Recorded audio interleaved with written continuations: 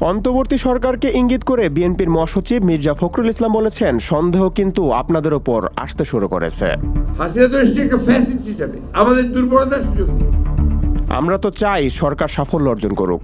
তাদের সাফল্য মানে আমাদের সাফল্য। তারা ব্যর্থ হলে আমরাও ব্যর্থ হব। আমরা চাই না শেখ হাসিনা আবার ফিরে আসুক, আওয়ামী লীগের দুঃশাসন আবার ফিরে আসুক। সংগ্রাম করলেন এবং স্বৈরাচার এরশাদকে সরালেন। আমাদের স্যার আমাদের তো বিদ্যার পণ্ডিত ভীষণ শ্রদ্ধা করি তাকে। তিনি একটা কথা বলেছেন যে 91 একটা ভুল হয়েছিল। আমি মনে করি ভুল হয়নি, তখনকার প্রয়োজন ছিল সেটা। সেদিন যদি Begum Zia parliamentary form of গভর্নমেন্টে না যেতেন, এগ্রি না করতেন, তাহলে ওই এরশাদকে সরানো সম্ভব হতো না।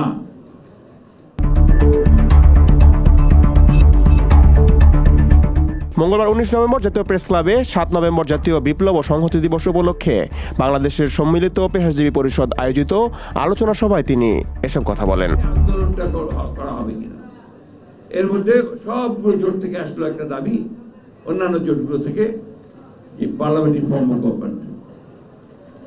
তাকে মিটিং চলা অবস্থায় তিনি আরেকটা মিটিংয়ে ছিলেন, সেখানে তার কাছে কাগজে লিখে পাঠানো হলো এই দুটো। তিনি লাল কলম দিয়ে গোল দাগ দিয়ে দিলেন পার্লামেন্টারি ফর্ম অফ গভর্নমেন্ট। দেশের সবচেয়ে ক্ষতি করেছেন শেখ হাসিনা উল্লেখ করে মির্জা ফখরুল ইসলাম বলেন, দেশের সব অর্জন 15 বছরে শেষ করেছেন তিনি। রিয়ালিস্টিক পলিটিক্স, প্র্যাগমেটিক পলিটিক্স, এটা তিনি করেছিলেন।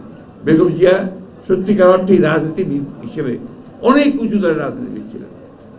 তার পরবর্তীতে আপনি দেখবেন, আরেকটা নজির দিই আমি, কেয়ারটেকার গভর্নমেন্ট চাইলো আওয়ামী লীগ, আন্দোলন করলো আওয়ামী লীগ, 173 দিন হরতাল করলো, বহু মানুষ মারলো, বেগম জিয়া কিন্তু সবশেষে গিয়ে মেনে নিলেন, তাই না? কেন মানলেন? যে এটা না করলে আরো রক্তপাত হবে এবং ক্ষতি হবে। Asiful Hossain Arnab, news 21 news desk.